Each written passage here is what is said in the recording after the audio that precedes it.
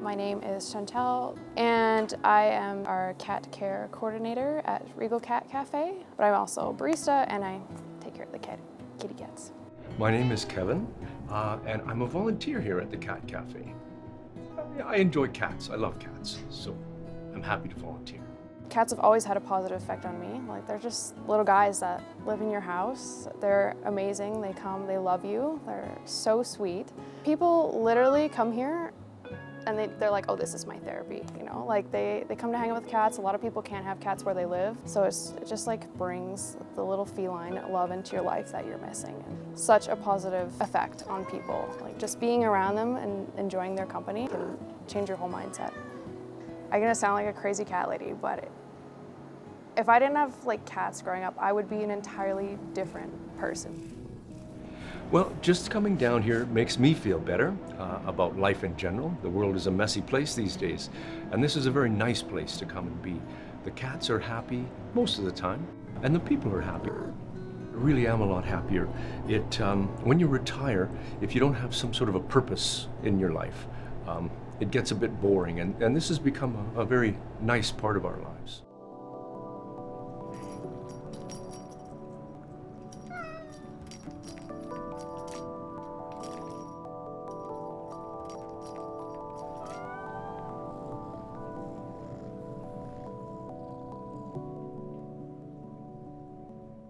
We have one customer that comes in quite a bit, and he was like, oh, I need more time in here. I just want to sit here next to this cat and listen to him purr. It's kind of cool. A lot of them, especially if they haven't been here before, it's kind of like, is this real? Like, this is so exciting. Because a lot of people don't even know. Like, they just walk by on the street and they're like, oh my gosh, a cat cafe. After they come out, it's like, that was the best time ever. Like, I will be back, which is the goal, obviously. It gets the cats adopted. It makes more people love cats, so it makes me happy. Well, the people who come in here, they love cats, obviously, or they wouldn't pay to come and see them in the cat kingdom. You can tell because everyone is smiling all the time. We have regular customers who come in, and I see them every week or two when I'm here, and they're always happy when they leave. Literally, happiest place on earth. When we have people come in, and we do quite often with physical and mental disabilities here, they light up. If I can get a cat to sit on their lap and purr, or even get close to them so they can pet it, you should see their faces. They just light up with pleasure and happiness. It's quite something to see.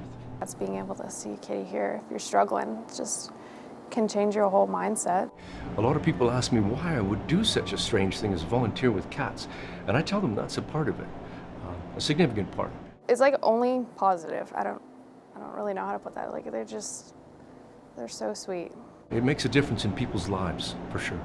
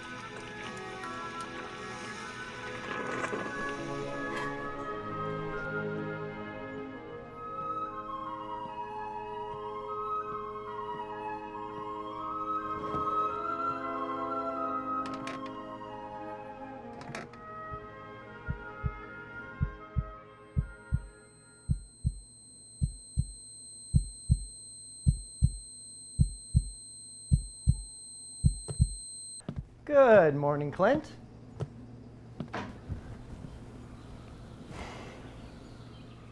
I see you have once again chosen the only mug made without love. Doyle, you really think this is still okay. I don't know what you're talking about. Really? So you don't remember the ceramic shards getting pumped out of your stomach last night? Must have been the fish?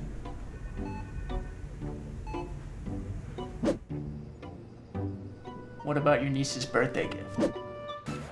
Unlike all the other gifts you'll get this year, this one is special because I made it just for you. Happy birthday.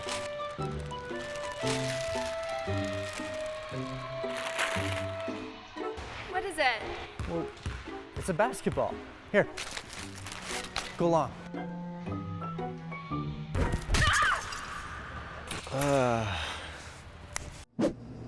Kids are so ungrateful these days. The break-ins?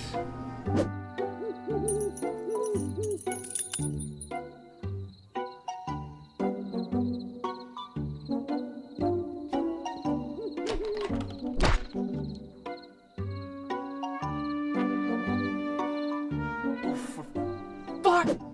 I am a craftsman, for God's sakes. Craftsman, my ass, man. You joined that Pottery Palace workshop so you can hit on the single moms, and only stayed because that hippy-dippy teacher gave you some attention for once in your sorry... Brenda is a loving and caring woman, and if you had even a fraction of the talent that she has, you wouldn't be such a lowlife. Oh, you want to talk fractions? Well, you wouldn't dare. Weird what you would expect from a lowlife. No!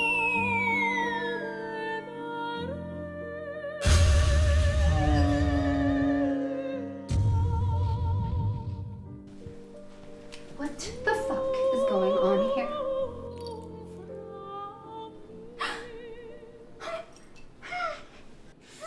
It was him! Is nothing sacred to you? And you swore an oath to the palace.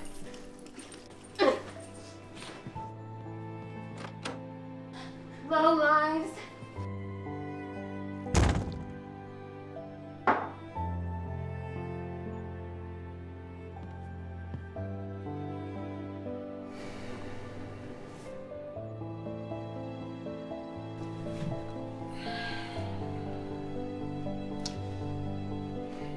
Shoes. Your shit. And meet me in the car.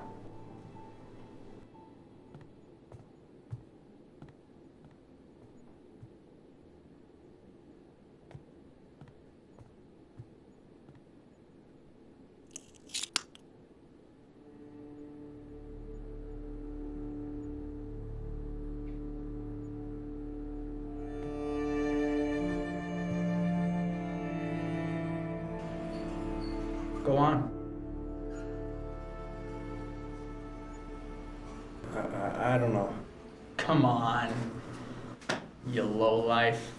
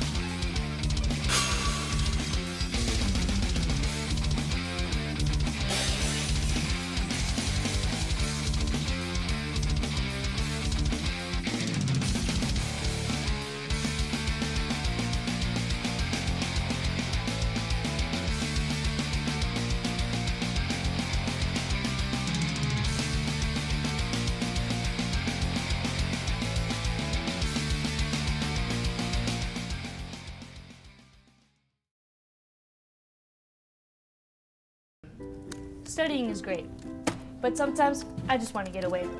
Luckily, SAIT has the only student-run agency in North America, which makes it easy for me to visit somewhere new. Nessus. And with Destination's lower service fees, I can go on epic adventures! Destinations isn't just for students either. Anyone can book. Best of all, when I book with Destinations, I give students real-world experience. So what are you waiting for? See where Destinations can take you.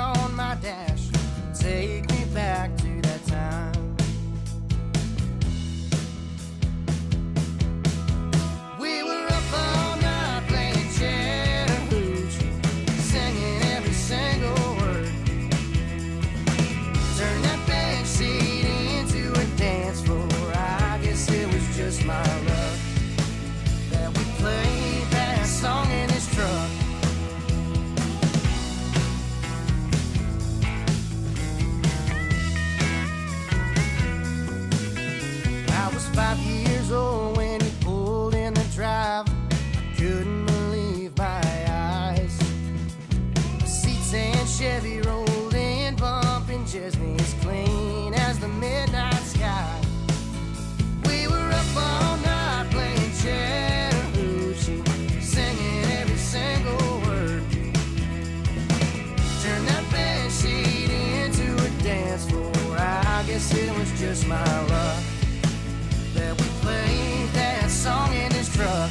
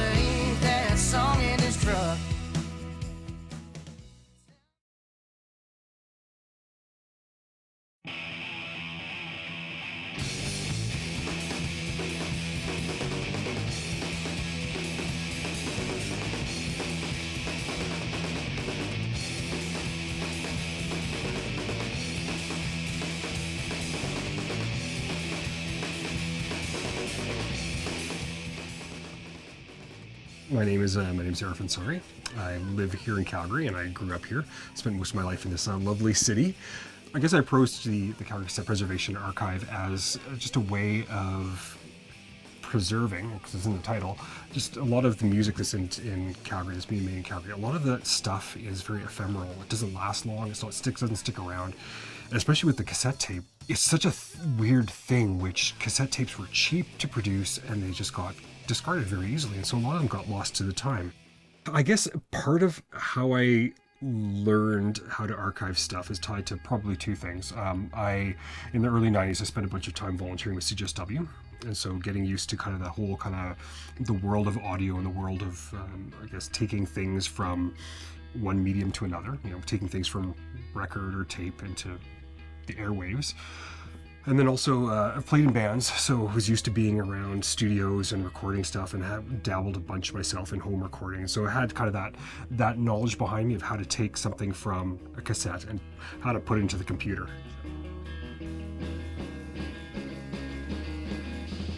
CJSW is pretty important in the Calgary music community, being the only campus community station here, non-commercial. We're a platform for local artists. We will do live sessions with bands. They can come in and perform live on our airwaves. We also provide a platform for lots of other communities as well, not even just music. More than that, it's the only real media outlet for average people, whether you're a Calgary student or just a community member at large, to actually have media presence, exposure. It's a platform. Usually attract creative, community-minded individuals to volunteer and contribute here. And as you've seen in our library, one of the largest, if not the largest, kind of repository for local independent music that's been created over the last 40 or 50 years.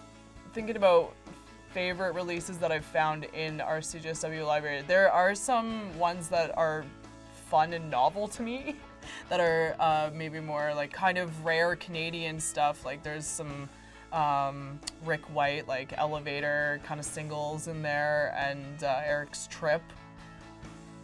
I think archiving in general is a very important thing in this world, sort of to be able to document like a certain area, like Calgary is an example here, going back a certain amount of time. Like I think it's just, if someone wasn't doing it, then so much would be lost. And Arif's work with the Calgary Cassette Preservation Society is very valuable. Actually, Arif in general is insanely valuable to the Calgary music community. I think every city would be lucky to have someone like Arif doing what they do through Calgary Cassette Preservation Society.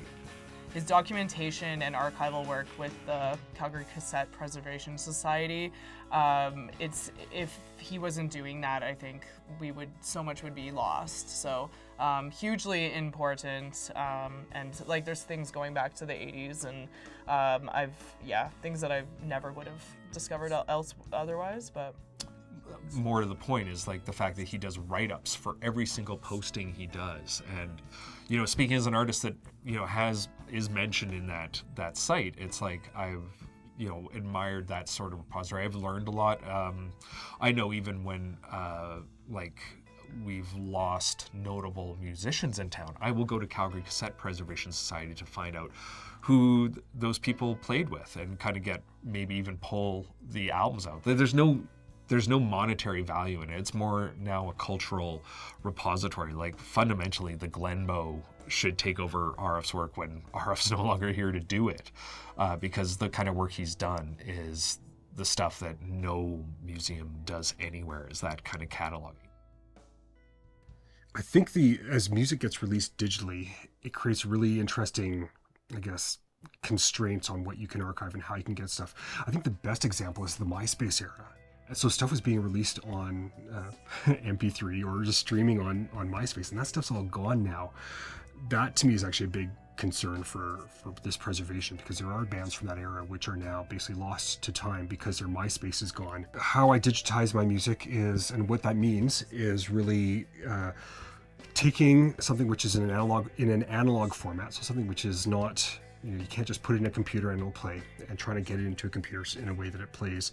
And so effectively what that is that's taking it from either a cassette or a record or 8-track. I haven't done 8 tracks. I'm totally joking when I say 8 tracks, but taking it from a cassette or a record and playing it, and basically in real time, recording that onto a computer, and then chopping that up, doing a little bit of chopping it into, so each song is its own track and all that stuff, and doing all the editing that you need to make it sound good. So for example, with records, it's producing all those clicks and pops that are really annoying but are kind of characteristic of vinyl. And for cassettes, sometimes it's just like cassettes can get really muddy sounding, so sometimes it's just a bit of EQ, so just a bit of adjusting the high, mid, low, whatever it is on that. It can be a really time intensive thing as well, just because it is real time. So you're basically putting a record on, you're kind of making the computer listen to the record, and then doing all the stuff afterwards. This is a pal of mine here in Calgary.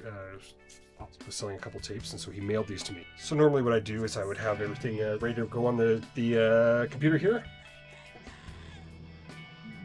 There we go. It's a punk rock cassette. I'm always kind of, when people ask me what I'm using, I'm a bit ashamed. I use very basic equipment, especially I find that, well, I guess it's 2 things. I find that the quality of, especially analog to digital converters in modern computers is actually quite good. It's pretty reasonable. Getting people more interested and more active in archiving, I think, is as part of why we've moved to nonprofit status with the Calgary Cassette Preservation Society, is because it's something which is bigger than just one person. It needs to be bigger than just me. And I think there are people out there who are very interested in this. And that's part of why the project's, I think, been so successful over its history, is that people care about this. And people have their own things that they want to contribute. But it's sometimes hard as an individual to say, well, what do I do with this? Where do I put this? Where somewhere it'll be found and it'll be remembered. And so kind of creating enough capacity to do that is important. So I think as we, for the CCPS, that's part of the mandate right now, is just to try to open that up, get more people active, make it a true kind of community thing, because ultimately it's supporting and reflecting the community.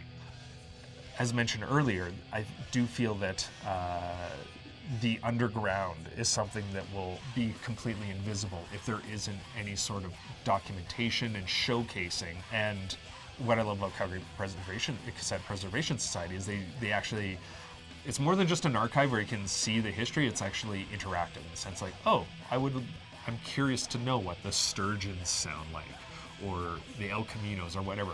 The most influential or memorable bands in Calgary. This is an interesting one. I'm sure I could get into a lot of debates with people about this. I think there's a lot of stuff that happened in the early 80s that I think was really foundational for a lot, or late 70s, early 80s. It was really foundational for a lot of that stuff. I'm going to cherry pick a few names that I think were really, really massively important. Beyond Possession were a great skate rock band. They put out a full-length record on Metal Blade Records, which is a big metal label that's still in existence. There's guys like Al Charlton and Tom Bagley who've been playing in bands forever. Mark Eggleston, I should lump him in there as well. Who've been playing in bands like Riot 303, the Sturgeons, the Von Zippers, Forbidden Dimension, all these great kind of more garage rock leaning bands. On the punk side of things, in the 90s was interesting because there was a lot of it was the alt rock era, and so things kind of took a different turn. But you get bands like Wagbeard, Hot Little Rocket, the Primrods, who are one of my absolute favorites because they were weirdo and kind of art rocky.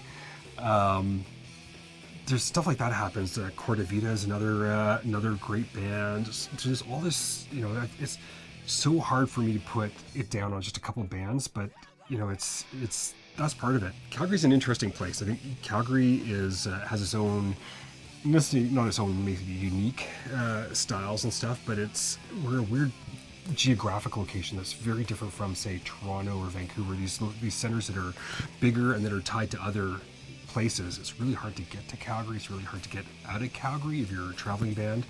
And so there's been a lot of people who've just stayed here and created this art that's really fantastic. And for me, also I'm part of the community, and I'm part of that music community, and I think it's a great way to support that and to keep that all going.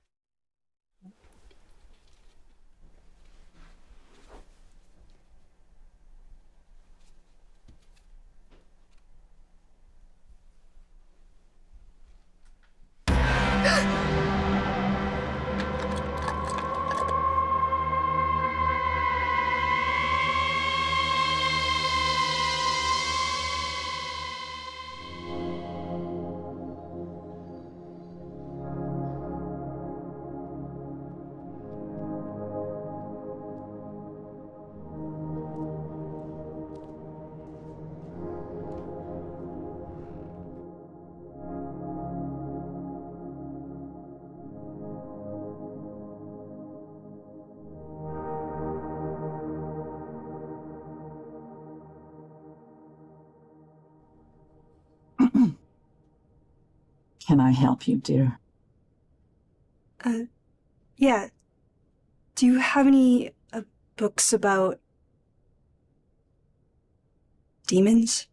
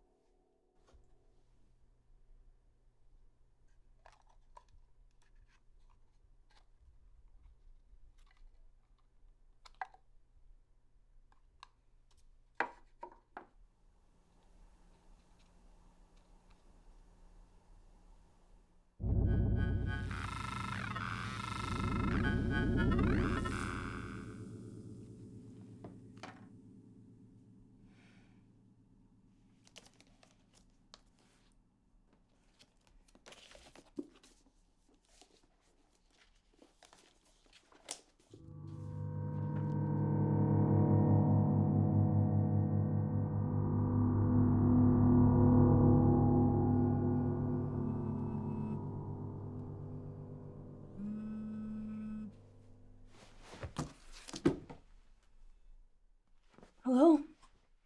Yes, that's me. Yeah, at Marvin's Diner, right?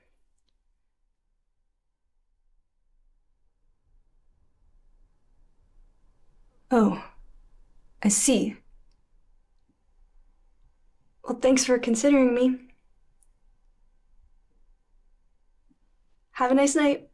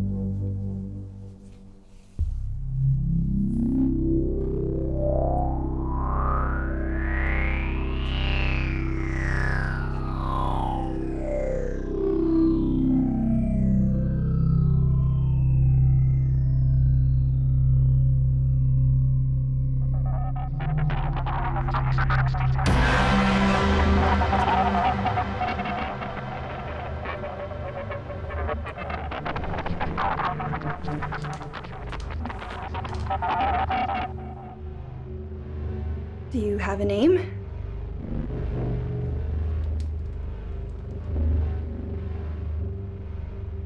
Can you even understand me? What the hell are you?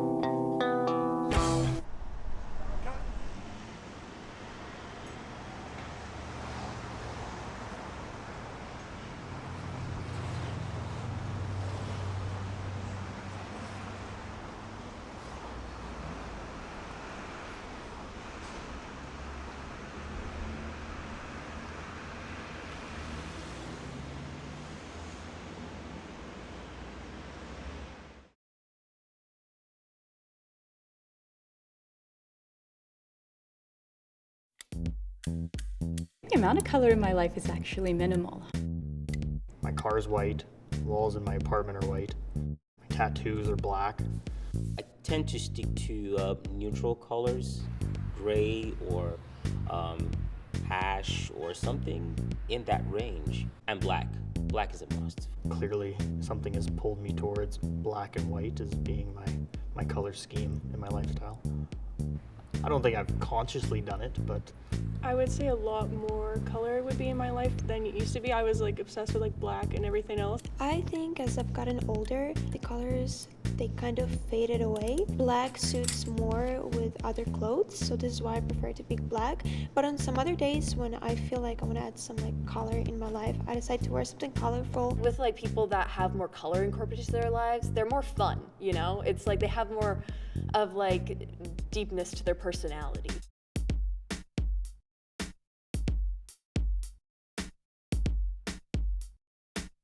If I was walking down a hall, there were rooms and there was light coming out of the room, I would go from all the colors, I would go for the blue color. I think blue has always been like my favorite color. It feels like a versatile color. Yeah, pops off my skin, looks great. I kind of look like Kevin Hart. I would say it's probably the most colorful thing about me are my fish tanks. All my aquariums have live plants, so a lot of green. I remember the first time I went out and bought live plants for my aquarium and thinking like, oh my God, I'm gonna kill all these stupid things. So after a lot of trial and error and definitely killing a lot of plants, it kind of forced me to figure it out. Just kind of that trial and error aspect, but also that commitment to growth aspect. That's pretty deep for this color, but yeah, that's kind of what I get. When something's red, it's like, oh, gotta be wary. You know, anger and aggression. For me, it's always been more of a passion thing. I just like feel like the color of love. The first boy that I ever liked, I guess. Favorite color was also red, so he just made me like feel really like loved and like accepted when nobody else did. Purple, it's like, it has a variety of meanings, you know? Like, it definitely has like a lot of representation in different like communities and stuff. It also, just being a very mystical color, being like very honest, like, you know, like when you think of like stuff like astronomy, you think of like, you know, like purples and stuff. The galaxy, it's like purple. It's very like interesting and odd, unknown thing. In Punjabi, the term for orange is kesari, and the reason that I love orange is because it brings back a lot of memories for me. The very first time I went to Harmandir Sahib, which is the Golden Temple. In Sikh tradition, you always cover your head when you're at a gurdwara, and I remember seeing orange after orange after orange after orange, and I think from that day forward, orange became my favorite color. Color is language to the eyes, what music is to the ears. Really like the effects of what color does to like the human mind and how it really makes us feel the whole spectrum of the human experience. When you look at it in terms of that, everything is speaking to us. Like you could walk into a room and it just kind of dictates how you feel. You can walk into a white room and you feel like, oh, this is very spacious. It makes me feel lost, or it makes me feel super creative. I want to fill up that space. But for me, I feel like it's a blessing to have colors. It's a blessing to be able to appreciate colors. Man, colors are important. I never thought of it that way.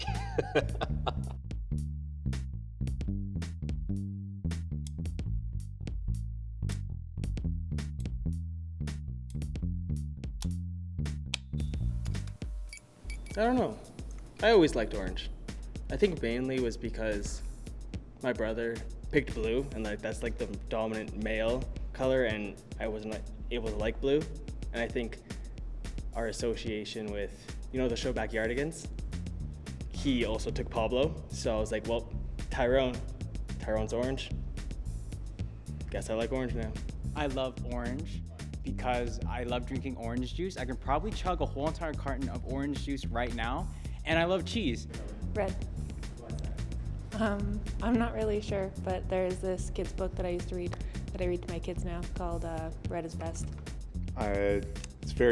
It's passionate, a lot of emotion to it. I'm a guy who wears his heart on his sleeve, so I love red.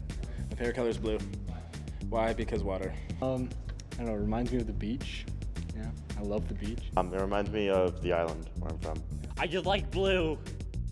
I am colorblind, So at times, certain shades of color are difficult for me to perceive. I think blue, especially at a young age, is really shown through. It's kind of everywhere. It's kind of unavoidable, is what I would see. Purple. Because it's the color of royalty, and I'm poor, and I like to think of what I don't have. Tranquility, maybe? I don't know, it just makes me feel calm. Green. I just like it. It's very cozy. Every time I see the green up behind me, there's a certain spot on the river out in Creston that I think of.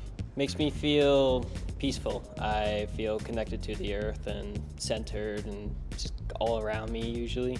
Eerie green just because it's super ethereal and it's kind of off-putting, but there's kind of a beauty to that as well. I like yellow. It's just really happy and it's like the summer and like sun and not freezing cold. Yellow. Because it's Callista's favorite color.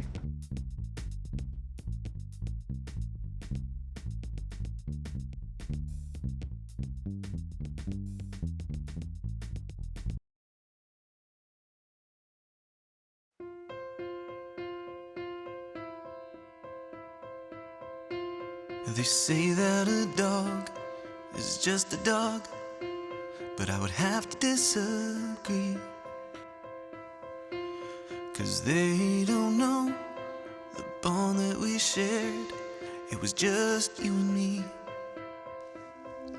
And now I'm waiting for some kind of sign of you from the other side. And I promise you we'll meet again in time.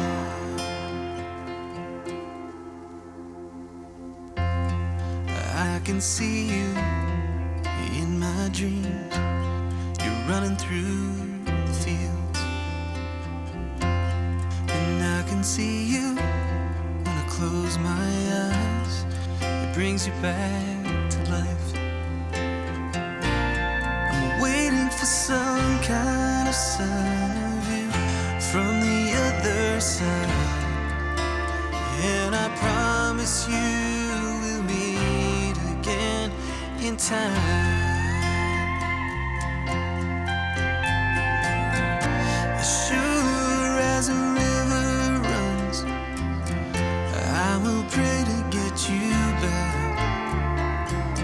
Will I trade the earth and the sun? But I don't think it works like that. You can lay your head on my lap, no matter where you're at. And I promise you we'll meet again in time.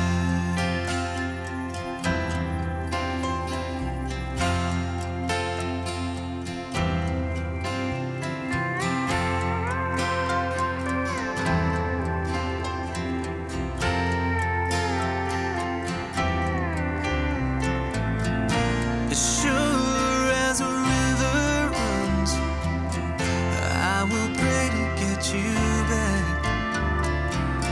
And I trade the earth and the sun. Oh, but I don't think it works like that. Why the good Lord have to take you, girl? It was you and me against the world. And I promise you we'll meet again in time. Yeah, I promise you that we'll meet again in time.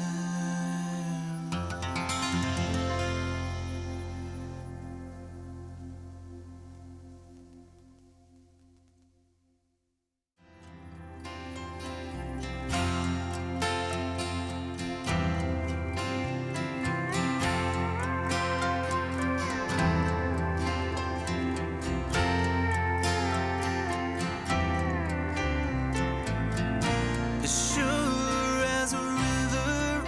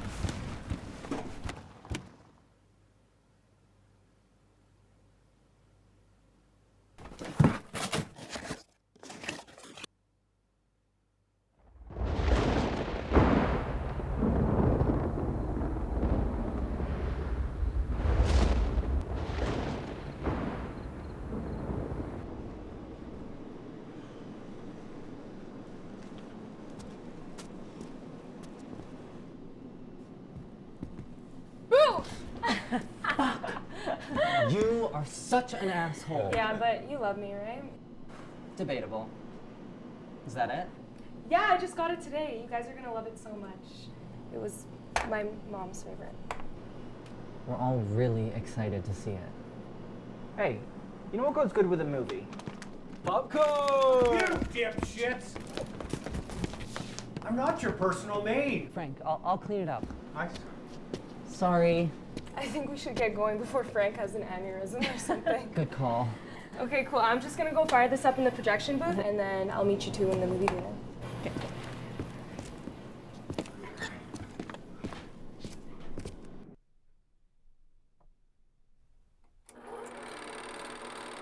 Guys, this movie means a lot to Danny. So if you make fun of it, you're dead, okay? Okay. And Terry... Okay. Never mind. Hey, don't feel like that.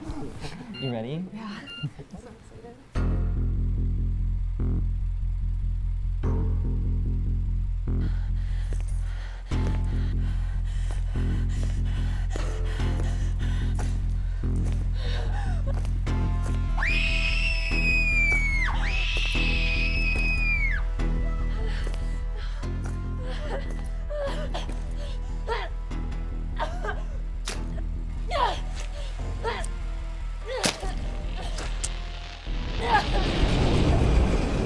Oh man, it's just getting good. Wait, no, the projector. What if it ruined the print?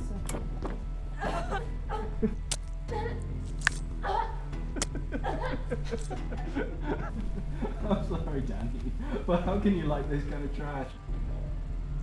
No, he should still be there. What?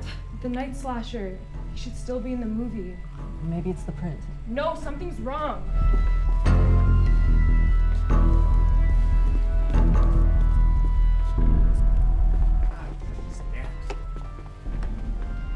Hey! Hey!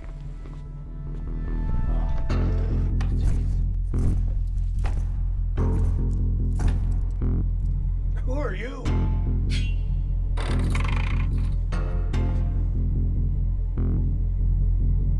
No! No!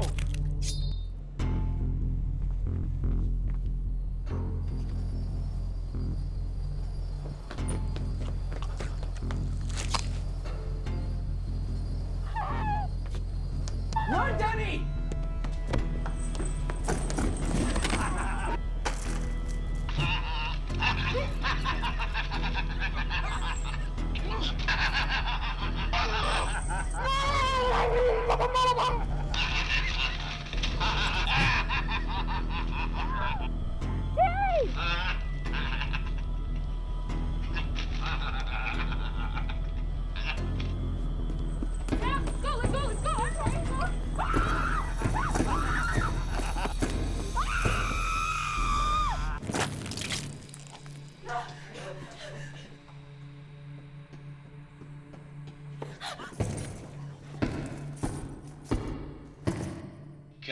Come out, wherever you are.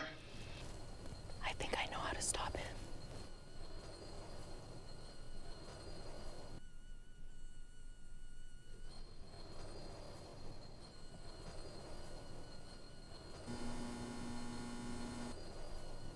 Help. Absolutely not.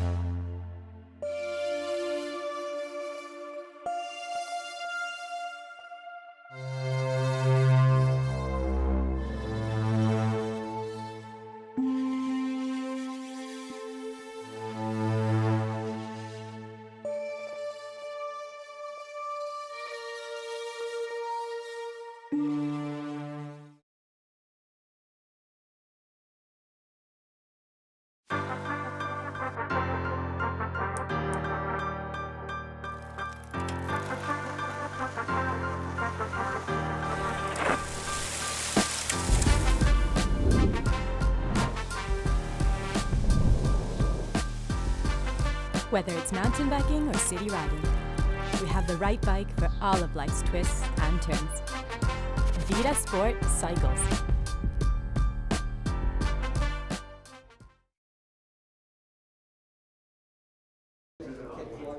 Go. Is the sound good?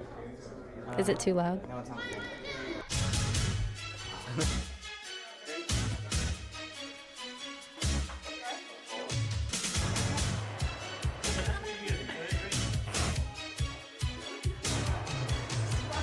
I really want to go home.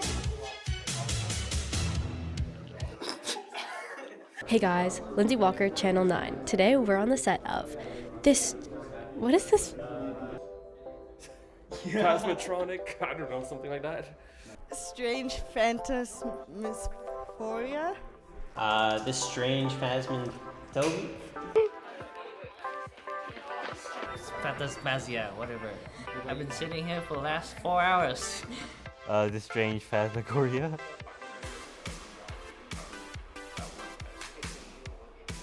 This strange Phantasmagoria. Yeah.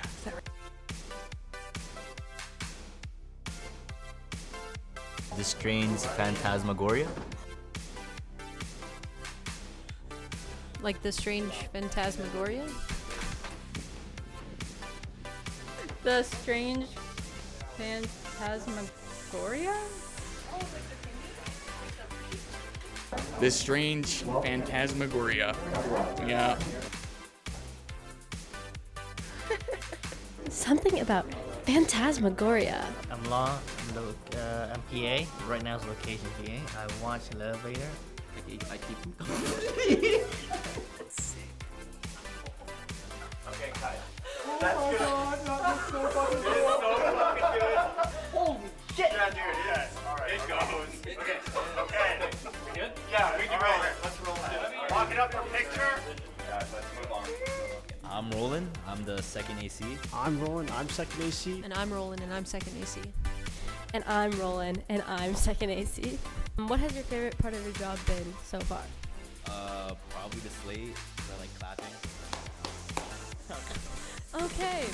My name is Jason Suzuki, and I am key grip. Being interviewed by crazy people, but I'm a crazy person, and they let the inmates run the asylum. It's all going south. My name is Ashley, and I sit here and wait for there to be problems.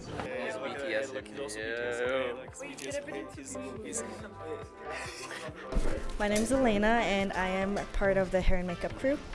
No, When you go through the saw, it heats it up. Yeah. Who is the laziest person on set? Roland. Shit. Jabez. Damn. Jabez.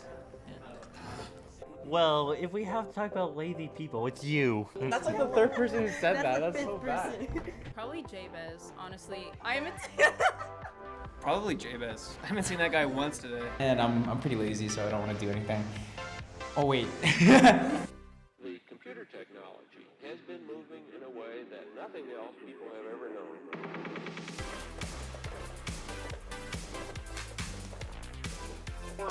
Yo, insurance audit, quality insurance audit.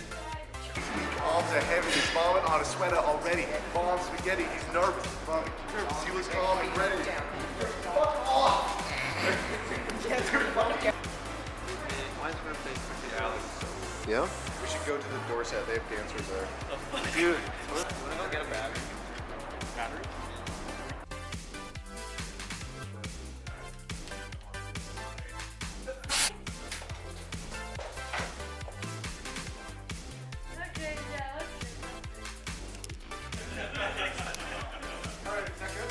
Alright, moving on.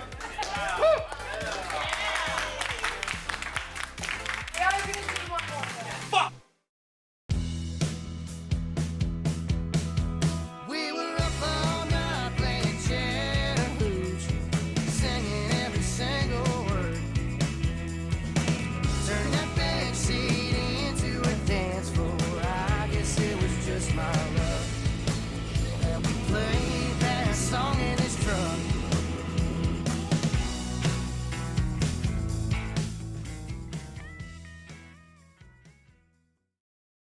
All is chaos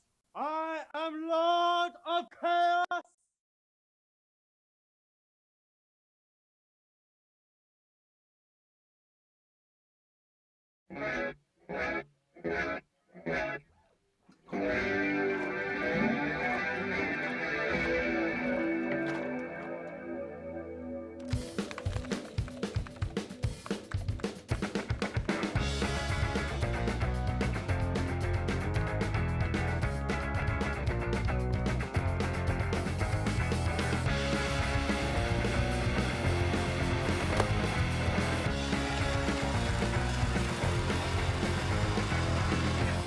to your staff review,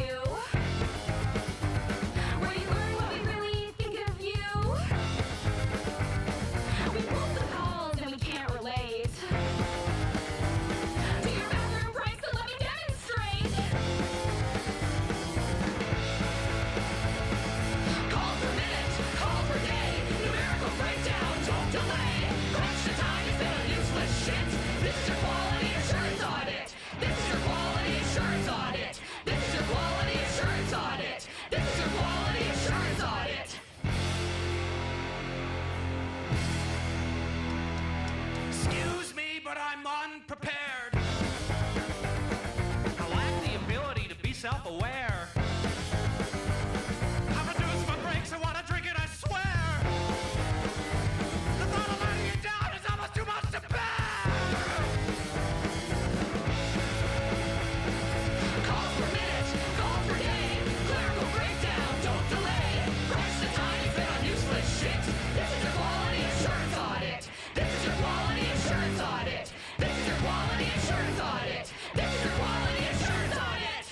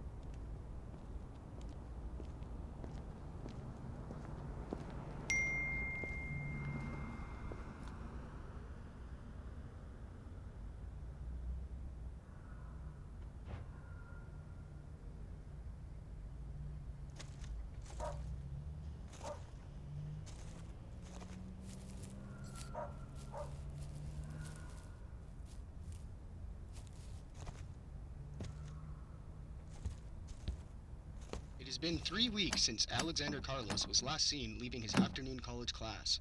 Police have stated that they currently do not have any leads but remain optimistic as reportedly his last cell phone ping was located in the quiet suburbs of the northeast part of the city. Over 30 volunteers have been participating in the search efforts, which have now been localized to his last known location. Police have yet to release any statements about any foul play involved, but one can only speculate as this marks the 11th missing persons case this city has seen.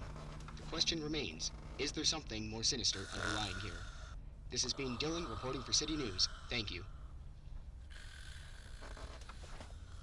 In other news, the city tax rates are being increased. We'll be back with more after these messages.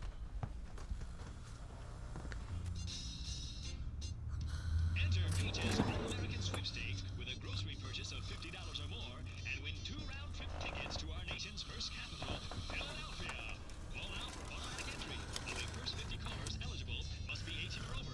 This offer does not apply to residents of Texas, Oklahoma, Kansas, Illinois, Wisconsin, South Dakota, North Dakota, New Hampshire, or Wyoming. The forecast, cloudy, windy, and cold this morning, warming up a bit this afternoon with a few sunny breaks and diminishing winds. Today's high near 33 degrees. Clear tonight with a temperature dropping to a cool of 19. Sunshine tomorrow and a high of 39, with the wind out of the northwest at 14 miles per hour.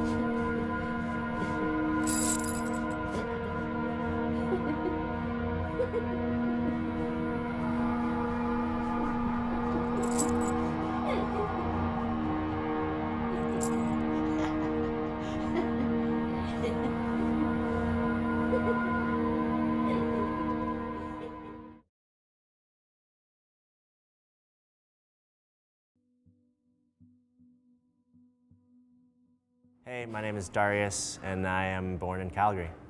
My name is Theo Hendricks, and I live in Calgary. Yeah, my name is Nolan Kernick, and I was born and raised here in Calgary, Alberta. When I started, well, here's the thing. I've been exercising my whole life, whether that's just being in sports and playing outside, but actually joining a gym and started working out, I think grade 7, even though that first time I joined a gym, I forgot to put a clip on my bench press and all the weights fell off, and it was super embarrassing. So I think the biggest thing first is they will notice a big change in their confidence levels. I think a lot of people come in intimidated and unsure what to do, whether it's in the gym or even outside. They have a lot of questions. So. Pretty skinny, so I wanted to put a little mass on. I was getting tired of my friends making fun of how skinny I was, so I think that's what really pushed me to join a gym.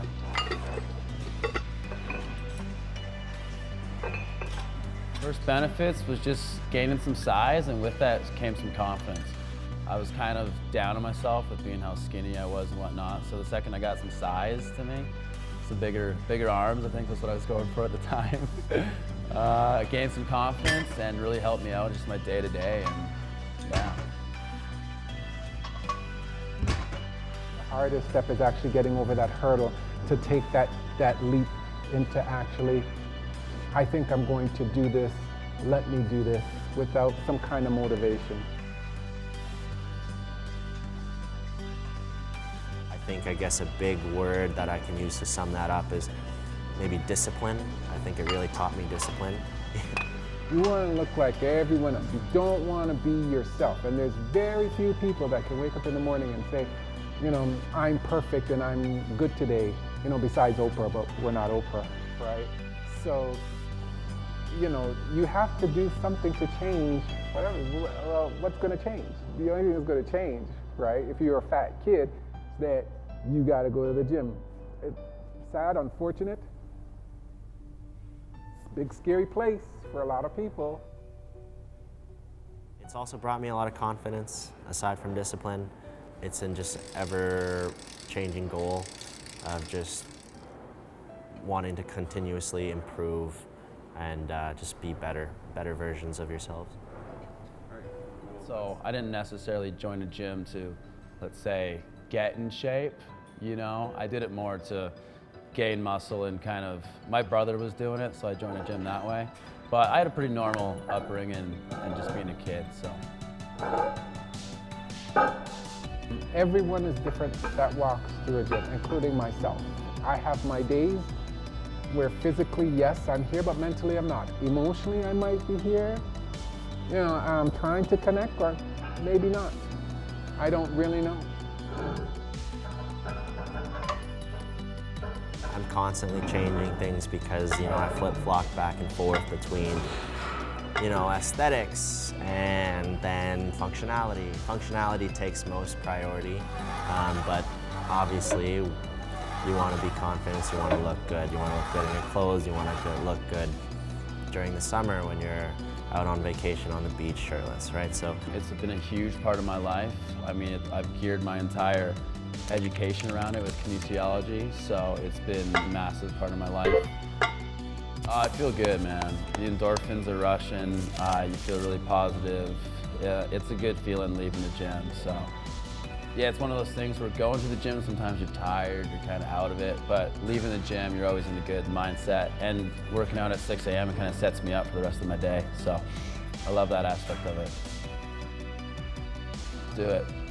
Just do it. You know, I mean, it can be scary for a lot of people. Like from my perspective, I love the gym and nothing scares me about it.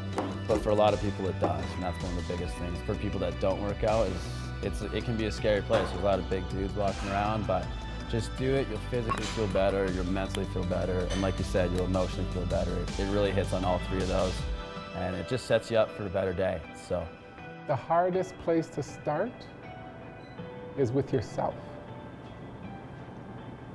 That's all that I could say. The hardest thing to do is start with yourself.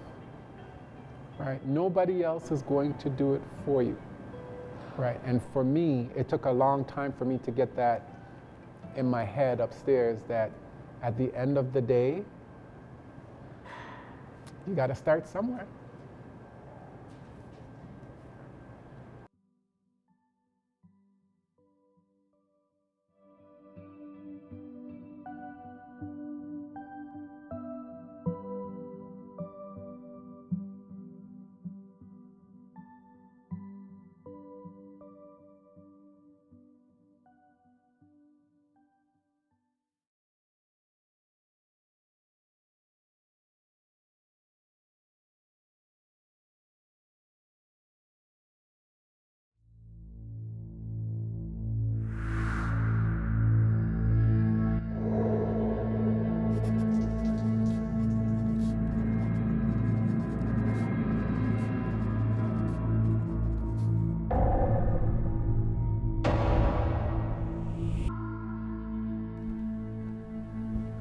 Hi, Eleanor.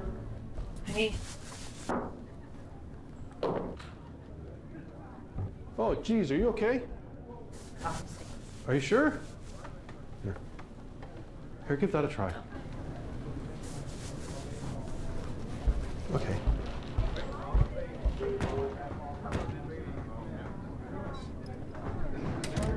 Before we get going, can I get you anything? Would you like coffee? Would you like juice or anything? No, Leslie, our receptionist, brought in some Danishes for breakfast this morning. Would you like any of those? I ate it. Oh, jeez. Hope you didn't have one of those great beef tips you guys make, because they're fabulous. I'd be jealous if I thought that. So, Eleanor, you know I have to record this.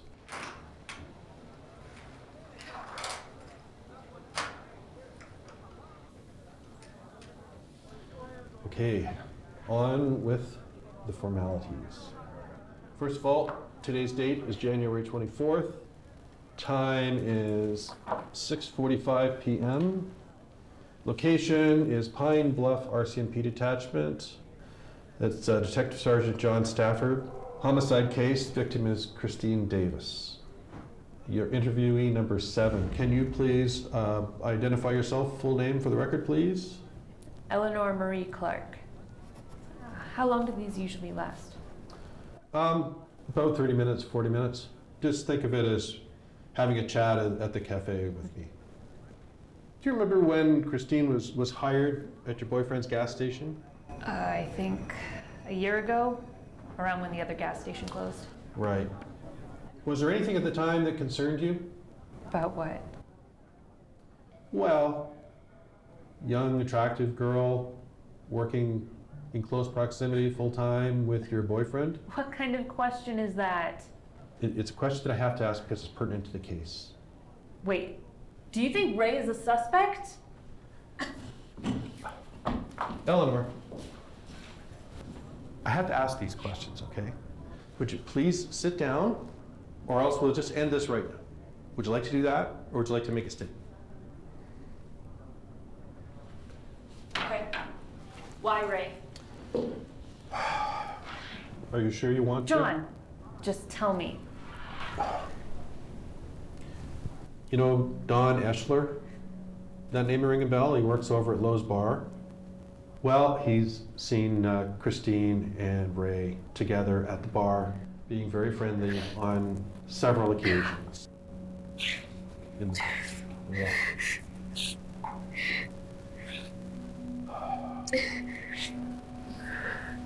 Eleanor, look, I'm sorry. I'm sorry. Are you okay? Just come on back and sit down.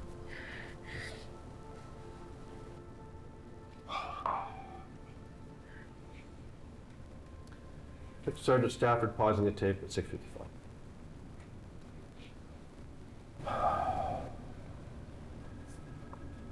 I'm sorry about that. You know Sasha, my daughter? Well, she was friends with Christine, and they were very close. They were in school together for a long time. And Sasha now is just going to the U of T next year. She's going to be far away from home for the first time. I'm actually just really scared shitless about it.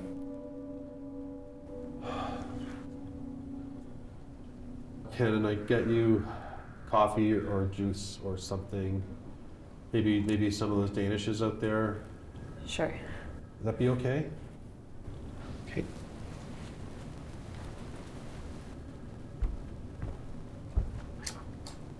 Oh. What? Really? Yeah.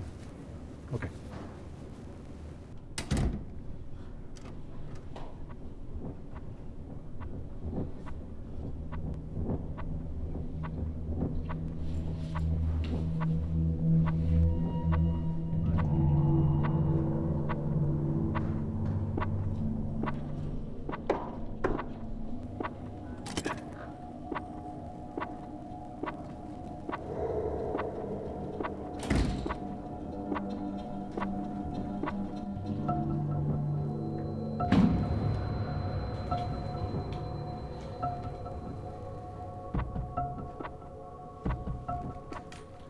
Type Sergeant Stafford, restarting the interview at 7:20.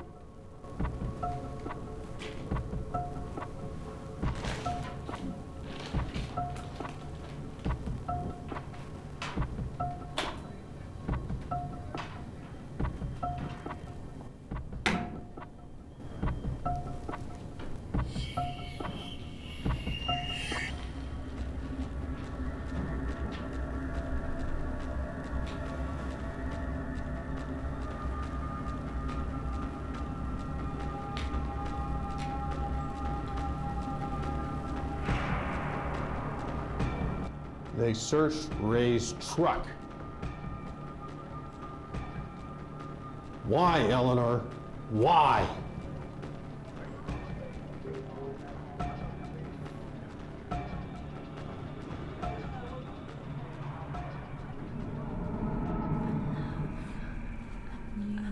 Say I love you, Christine. Come on. Say I love you.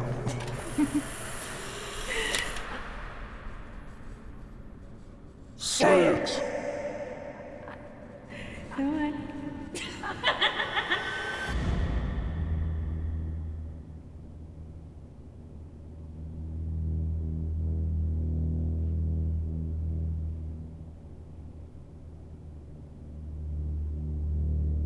She was perfect.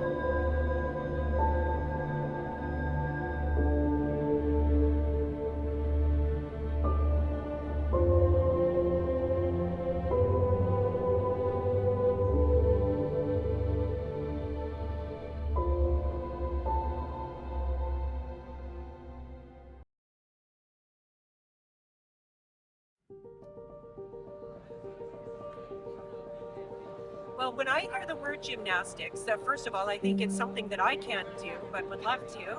I also think of the Olympics. When I hear gymnastics, I think of obviously lots of front flips. I think of flexibility and a lot of strength training. The Olympics. Whenever I hear gymnastics, I think of little kids jumping and flipping. Gymnastics, I think of Olympics. I think of children learning how to be flexible and be active. Flexibility, athleticism. I think of flexibility and Olympic sports. So when I hear gymnastics, I think it's something that not everyone can do. So gymnastics is the foundational way of moving your body, and it is the foundation from which every other sport stems from. And that's true for kids, but it's also true for adults. My name is Haley Silberg, and I am privileged to say that running Captivate Gymnastics is my full-time job.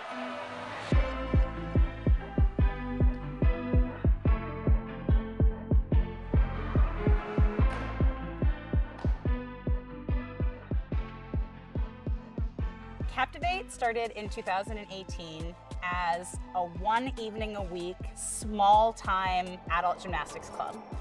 We rented space from one gymnastics club one evening a week, and then over the last 5 years, it has grown and grown and grown until we now rent space from 14 different gymnastics clubs and have 250 adult athletes and 25 coaches.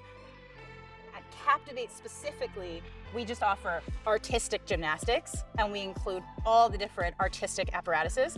And then we also offer trampoline and tumbling, but it doesn't involve things like the rings or the bars or the vault. And then the third style of gymnastics that we offer are the performance teams. So that's groups of people coming together to make a group routine involving tumbling skills and acro tricks and dancing, and you can have props involved, and then you perform non-competitively for an audience at the end of the session, and it's a lot of fun.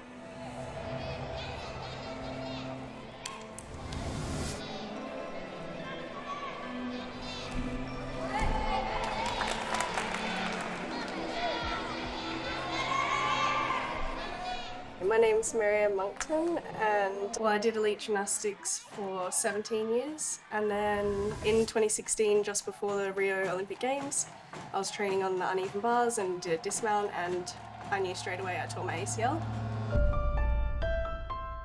And so that was the end of my career. Not that I knew it at the time, but 10 months later after the surgery, the graft that I had actually tore again.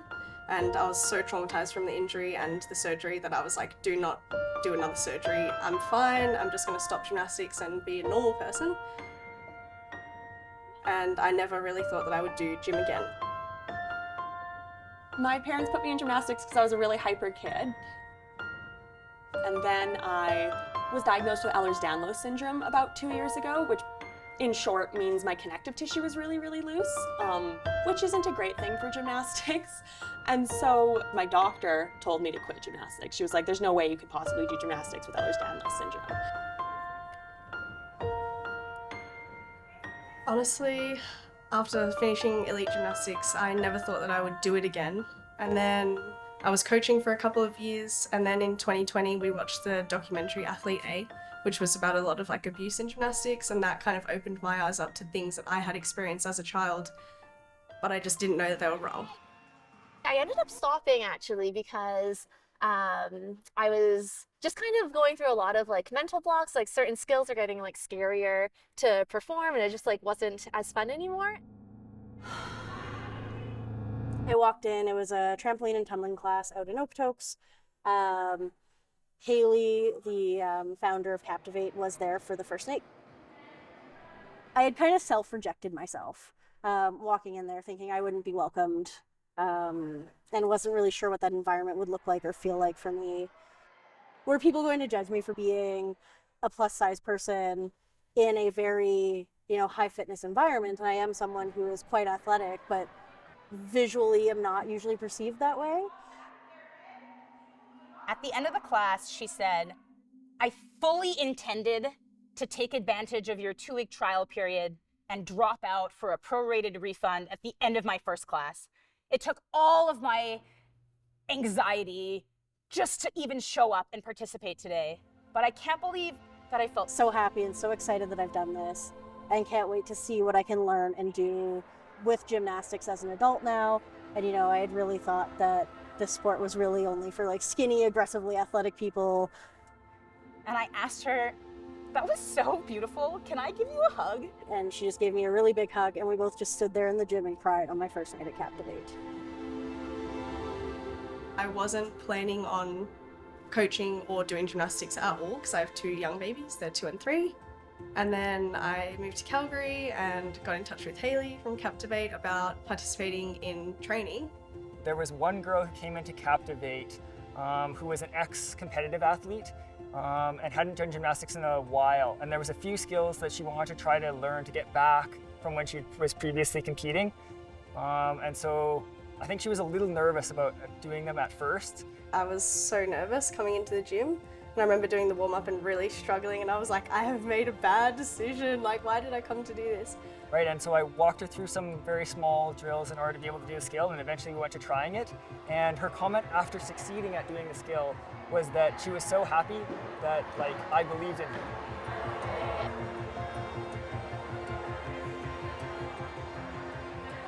I coached competitive a little bit, and sometimes in those environments it can be very like strict or like more difficult on the athletes in some ways. I used to see gymnastics as there's one way to do it. Like there's only like the competitive or the performance, like there's one way to do it, it has to be perfect. And like it doesn't necessarily have to be, it's just some people like to think that it's that way, so they make it that way. I've been slowly learning that gymnastics is more than just one thing. It's not just all about that. It's about moving your body and having a good time and hanging out with friends. My name is Esther, and I'm 71, and I'm working out with 20-year-olds, and everybody from the ground up, men, women, everybody has just been really encouraging.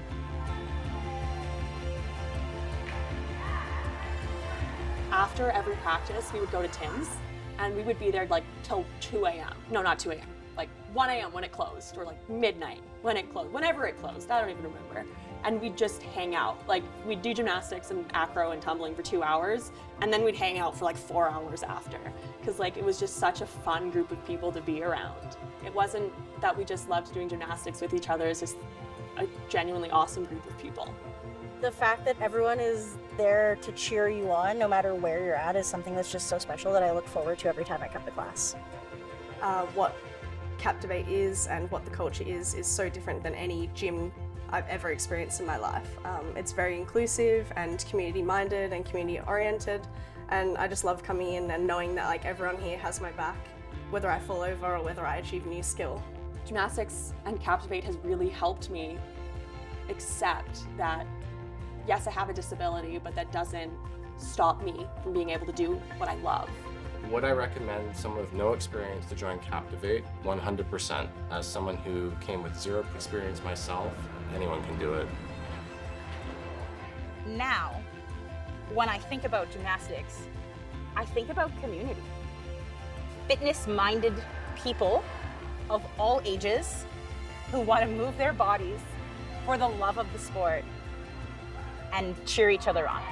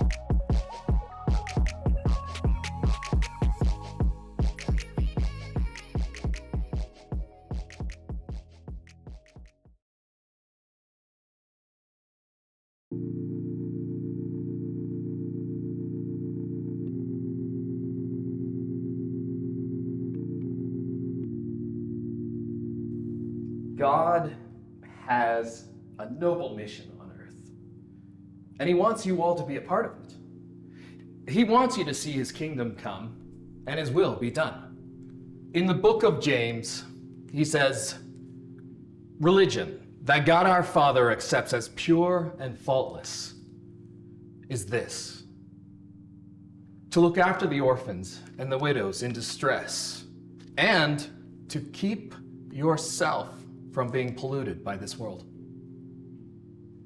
This, however, feels like an impossible task on our own strength. Because we need him, we need our Lord to keep us from being polluted, from all these challenges of this life, so that the least, the lost, and the last can be served. Please rise. In Jeremiah 23:24, can a man hide himself in places here so that I do not see him? To hide one's sin from the Lord is like a drop of water in the ocean, a fruitless and foolish endeavor.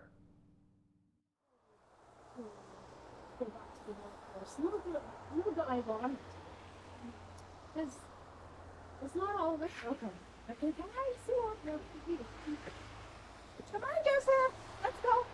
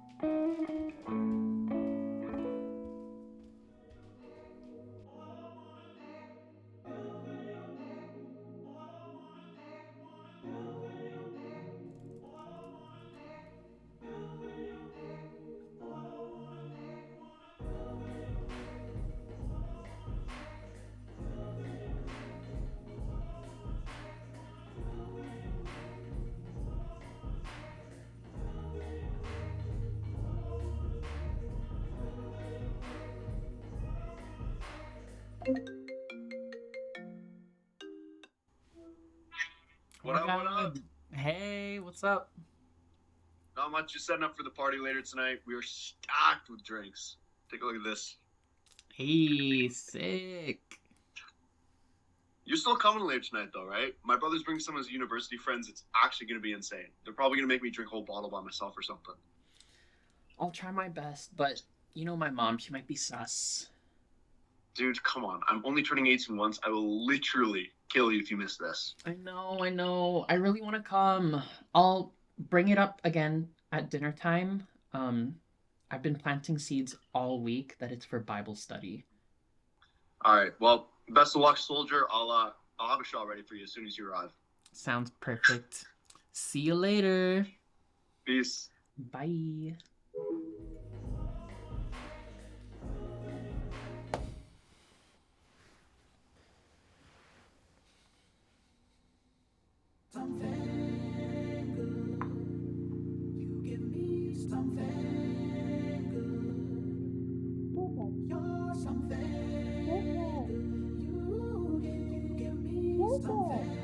Sorry? Listen to your headphones mo. Basta ska. Why? They're just headphones. Ano sinabi mo? Huwag kang sumagat, ah. Wasn't even talking back.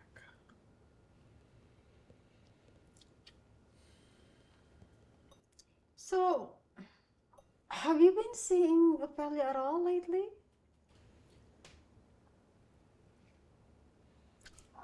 No, not really. I mean, we're still friends. We just haven't seen each other in a while. Both busy. We don't have any classes together. Oh, that's a shame. I'm surprised you and Ophelia aren't together yet. For the last time, Mom, me and Ophelia are not getting together. Okay. Relax. I was just kidding.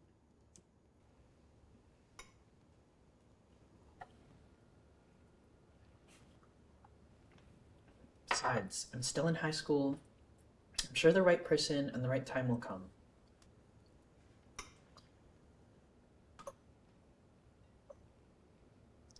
Wait, so Dad can have his phone out the entire time, but I can't have my headphones? Pete! Get off your phone! Ay, naku, para akong nag-aalwag ng dalawang anak.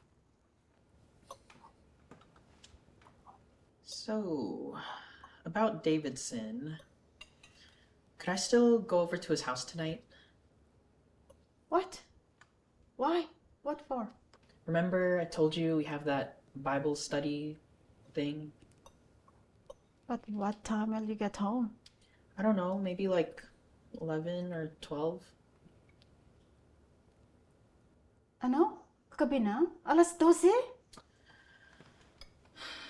Fine, I'll come home 11:30. 11. Deal.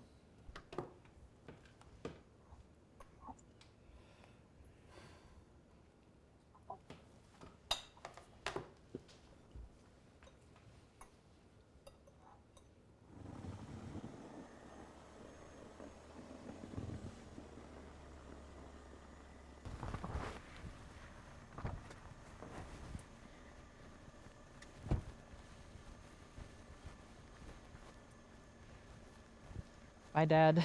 Thanks for the ride. Yeah, love you, son. Hey, don't you drugs there. I won't.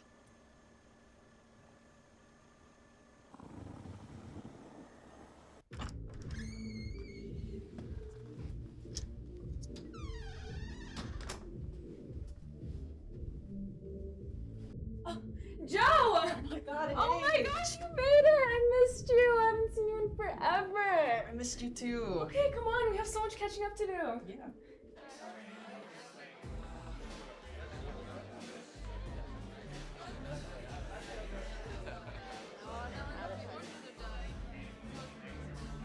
Go ahead and help yourself to some drinks. I'm actually gonna be right back. I need to use the washroom real bad. Cool. I'll see you later. See you.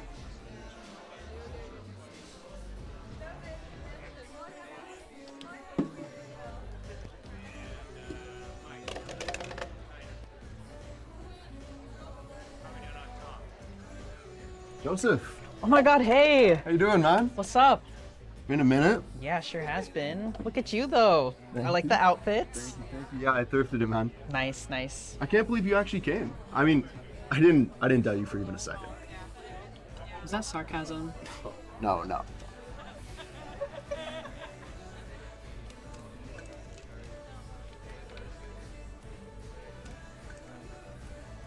Yeah, no, of course. I wouldn't miss my best friend's birthday.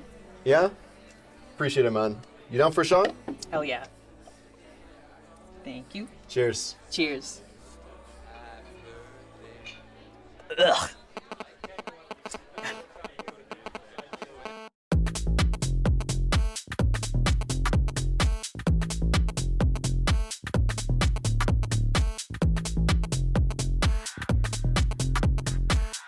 Baby, I'm calling for you, and I'm stuck in a loop.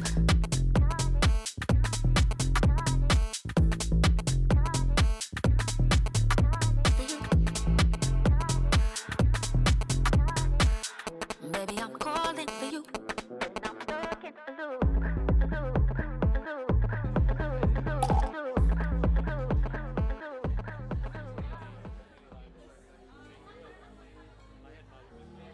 Can I ask you a question, Ophelia? Yeah, what's up? Do your parents ever ask or interrogate you to see if we're dating? Yes, literally all the time. But I mean, I guess it's only natural that they'd ask since we've been best friends since like when? Like elementary? True. But it just always feels so awkward every time they ask. Awkward. Why would it feel awkward? It doesn't feel awkward when they ask me. All right. Looks like you need a little bit of a catch-up debrief, Ophelia. Go ahead, Davidson. Why are you guys acting weird? What's going on? You see, our little friend here, he's not into. Damn, okay. Bro, why'd you say it like that? Okay, sorry. He's not into your kind. Yeah. Ouch! Oh my God. Damn. Davidson, you suck at this. What he meant to say is women. I'm not into women. I'm gay. Oh. Okay, well, why didn't you just say that? That's it? That's your reaction? I mean, yeah, bruh, it's 2024. And I kind of figured, I just didn't want to ask. I'm more offended you took this long to tell me. Cool. Cool? So, what now? That went a little smoother than expected. 1 second, I gotta take this. Hey. Yeah, the party's just about over. Yeah, if you could pick me up right now, that'd be great, yeah. Okay, cool, see you in a bit. Okay, cool. Okay, bye. Who's that? It's just my brother. He's coming to pick me up in a bit. Don't you have to go soon, Joseph? It's getting pretty late. Kate. Right.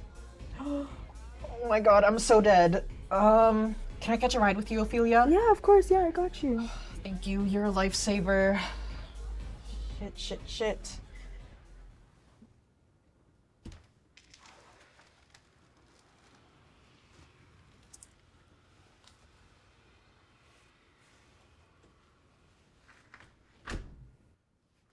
Joseph de los Santos, Rosalia, saan ka nang galing? Ay, Diyos ko! Tatawag na sana ako ng 911! I'm sorry, I just lost track of time. Anong lost track of time? Andito ka na dapat ng alas 11. Halos alas 2 na ng umaga. Saan ka nang galing? Anong pinagagagawa mo? I was at Davidson's house, I swear. You can ask Dad, he dropped me off. Eh bakit nga ang tagal mo doon? Ano ba, Joseph? Huwag ka magsinungaling sa akin, ha? Hindi ako tanga. Walang Bible study na ganyang katagal. I was... Ano yung naamoy ko? Alcohol ba yan? Diyos ko, Joseph. Nagtiwala ako sa'yo na magiging responsable ka. Relax, Mom. I barely drank. Stop treating me like a child. Wala kang pakialam kung just a little bit man yang naininom mo o marami pa yan. Kasalanan yan. Hindi kita maintindihan. Bakit ganito ka umasta? Lahat na lang binigay ko sa'yo.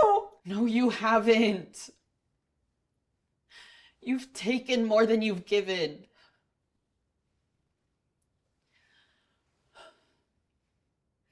I'm grateful that you put a roof over my head and that you feed me every day, but those are the bare minimum. Ano ba pinagkait ko sa'yo, Joseph? Everything! My happiness, my freedom, my right to be myself. You have no idea what I do outside of this house or outside of church. I've been dying on the inside and you have no idea. Eh bakit hindi ka nagsasalita? Paano ko malalaman? You haven't been getting any hints? No hints at all. Anong hints? I'm gay. Lumayas ka, Joseph! Get out! No, Mom, please don't do this. No son of mine would choose that sinful life.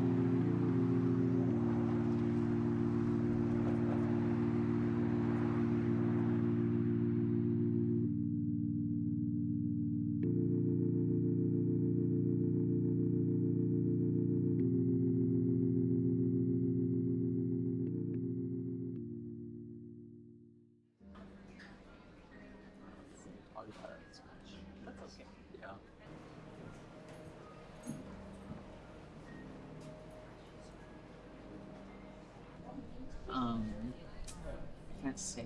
Oh, no, that's Yeah. All right. Just- Okay. Yeah. All good. I don't know. Yeah.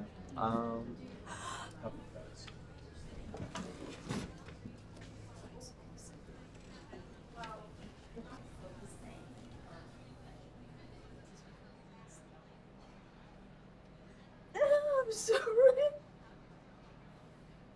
I'm sorry.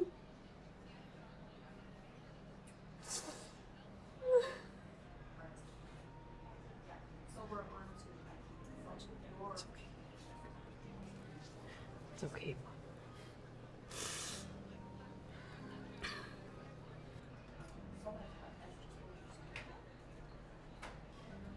There's someone I want you to meet. So nice to meet you. Nice to meet you.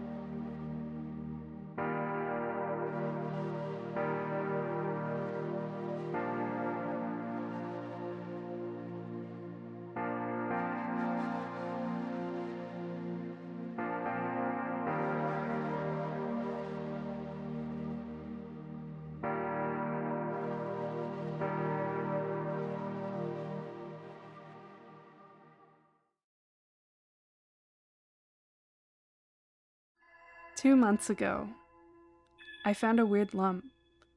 I already have weird lumps, harmless lumps, fibroadenomas. My benign lumps are stable and defined. This new lump was edgeless and growing. It caused me so much dread. My body instinctively knew. So I called my doctor.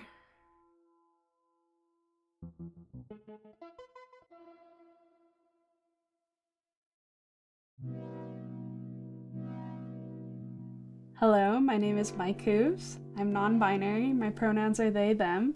I am an artist, illustrator, and muralist living in Calgary, Alberta, Canada, also known as Treaty 7. I found out I had breast cancer on September 13th of 2023. It feels pretty unreal to be told you have cancer, I think, for anyone. I found it was a lot like the movies, like everything slowed down and like I got this really like high-pitched ringing in my ears. Everything got muffled. It was kind of funny timing because I feel like I had just reconciled my relationship with my breast finally, you know? As a non-binary person, a lot of my dysphoria surrounding my breasts was the fact that they take up a physical space and they're attached to my body, so there's a weight to them, there's a size to them. When you wear certain clothes, the clothes fit a certain way, which didn't fit me how I wanted them to, and walking or running or doing anything, like you can feel them moving. I would wear a binder to alleviate that, but I actually gained weight and my breasts got larger. And what a binder did for me before stopped working, I could feel the tightness of that binder on my chest. So it actually made me feel more dysphoric. So I stopped wearing binders and tried to accept my chest as it was. That was a part of my journey. Getting the news that something in your boob is actively trying to kill you wrecked all of that, and it went to being this like part of me I didn't really want to touch or acknowledge anymore or show off because there was something wrong with it. It's strange feeling parts of you for the last time Mourning parts you've dreamed of losing, but not this way. Mourning a part of your identity, a part you've come to love. Who will I be without these parts?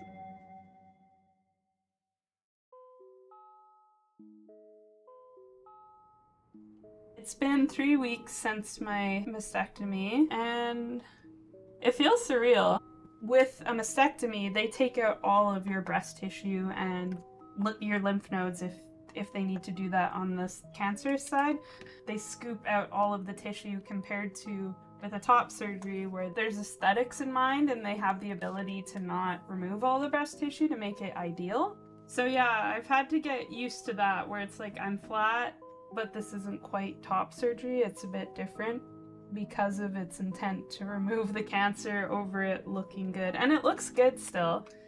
I started to do drag as mixed gender to expand my femininity, my masculinity, and even things that fall outside of that, and push that gender boundary that I don't usually do in like my everyday life.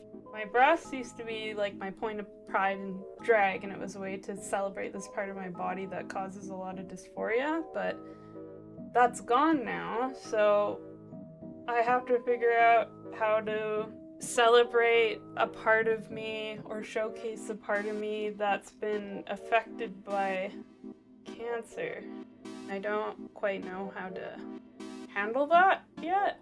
I'll figure it out. I think tonight will be me feeling it out a bit. I am really excited to get back on stage after surgery, and for me it's important that it's part of my identity now that I'm like, well, right now I'm a cancer patient. Hopefully I'll be a cancer survivor at some point, but I don't feel ashamed of the scars and I don't want to hide them. I think it's important to show people what a body looks like that's trans, but that's also gone through cancer treatment.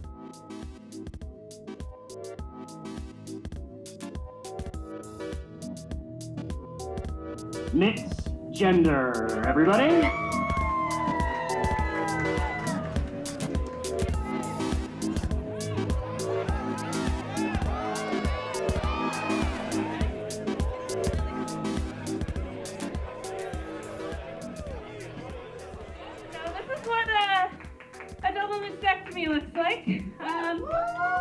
I don't think it looks too different from like a top surgery where someone's like, fuck the nipples.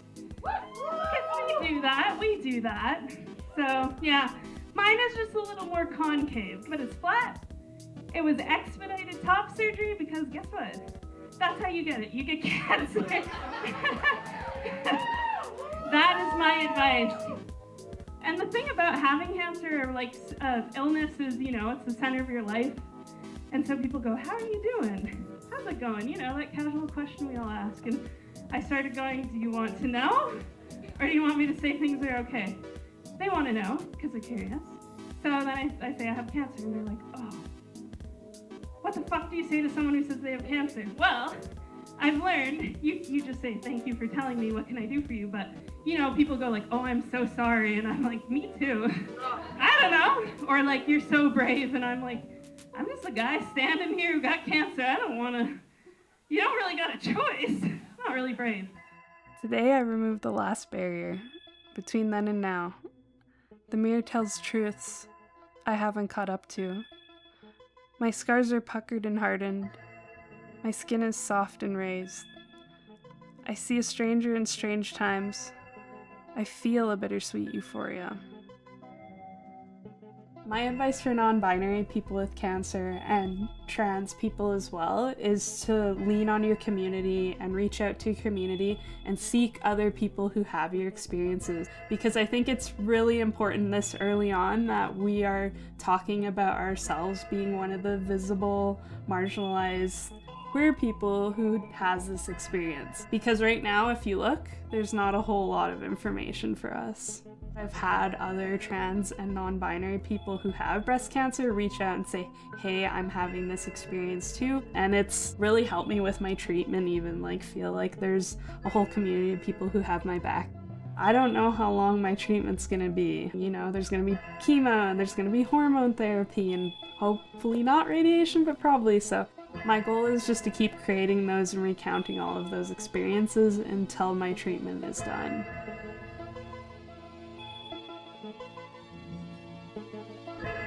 Where I am, there still is light. There still is love. I am carried with compassion.